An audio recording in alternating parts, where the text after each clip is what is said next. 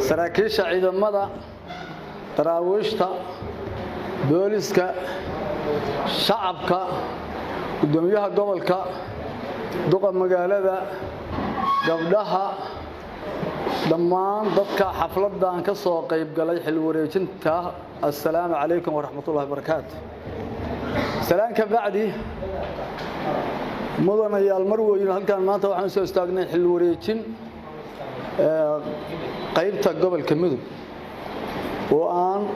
maanta ay bishu tahay 30 bisha inaan ku wareejiyo Maxamed Cabdi Xakiin Yuusuf ilaahayna aan ugu barino ilaahay ku guuleeyo ku garab galo waxaan aad iyo aad u mahad celinayaa mahadnaqayaa sida ay ciidamada qalabka sida shacabka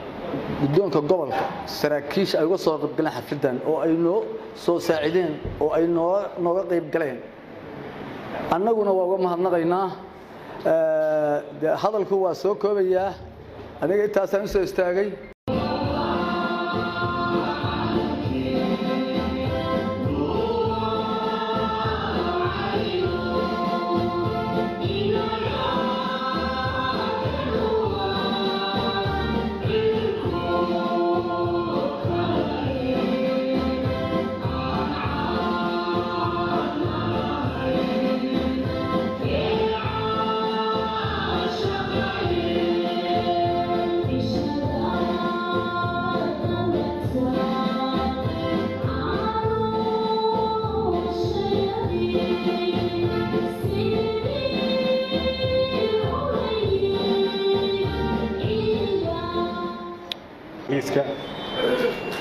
agaasima madaxtooyada Gaalkacyo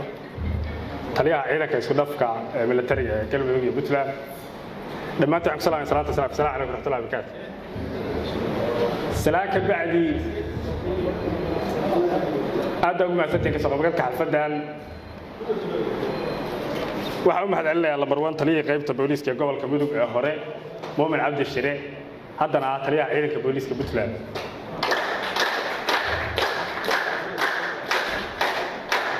saraakiishiisii iyo tiimkii la shaqeynayay ee shaqada wanaagsan ka qabtay gobolka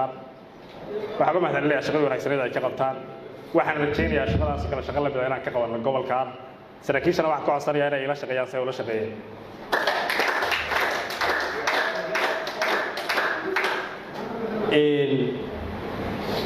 annagu waxaan ku shaqeyn doonaa sida cadnimaha dadweynaha waxaan ku shaqeyn doonaa sida cadnimaha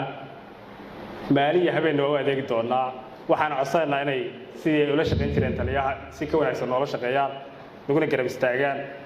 waa mahadsantihiin salaamu calaykum warahmatullahi wabarakatuh